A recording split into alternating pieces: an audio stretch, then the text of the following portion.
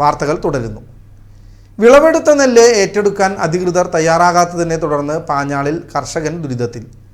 60,000 kilo നെല്ല് പാടശേഖരത്തിൽ കെട്ടിക്കിടക്കാൻ തുടങ്ങിയിട്ട് 22 ദിവസം പിന്നിടുന്നു. മില്ലുകാരുടെ അനാവശ്യമായ കിഴിവ് ആവശ്യത്തെ ചൊല്ലിയുള്ള തർക്കമാണ് സംഭരണം വൈകാൻ കാരണം. കഴിഞ്ഞ ദിവസം പെയ്ത മഴയിൽ നെല്ല് നശിക്കുമോ എന്ന ആശങ്കയിലാണ് കർഷകൻ.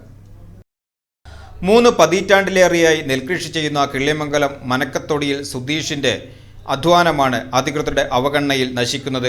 പാഞ്ഞാൾ കൃഷിഭവന് കീഴിലുള്ള കിള്ളിമംഗലം അമ്പലപ്പുഴ പാടശേഖരത്തിൽ നിന്നും വിളവെടുത്ത 60 ടൺ നെല്ലാണ് വിൽക്കാൻ കഴിയാതെ പാടത്ത് തന്നെ കെട്ടിക്കിടക്കുന്നത്. സപ്ലൈകോ പാടി ഇൻസ്പെക്ടർ നെല്ലിന്റെ ഗുണനിലവാരം പരിശോധിച്ച് സർട്ടിഫിക്കറ്റ് നൽകിയതാണ്. എന്നാൽ നെല്ല് സംഭരിക്കുവാൻ നിയോഗിക്കപ്പെട്ട കാലടി അമിലോസ് മില്ലുകാരുടെ ഏജന്റ് 3% കിഴിവ് ആവശ്യപ്പെട്ടതാണ് പ്രതിസന്ധിക്ക് കാരണമായത്. അനാവശ്യമായ ഈ കിഴിവ് നൽകാൻ സതീഷ് തയ്യാറാകാത്തതോടെ സംഭരണം മുടങ്ങുകയായിരുന്നു.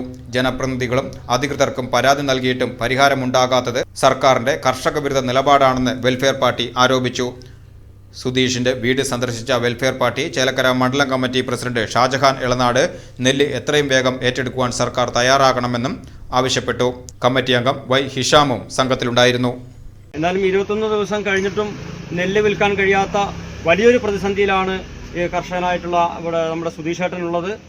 എത്രയും പെട്ടെന്ന് തന്നെ ഈ സർക്കാർ ഇതിൽ ഇടപെട്ടുകൊണ്ട് ഇത് വിൽക്കാനുള്ള ഒരു നടപടി ഉണ്ടാകണമെന്ന് ആവശ്യപ്പെടുകയാണ്.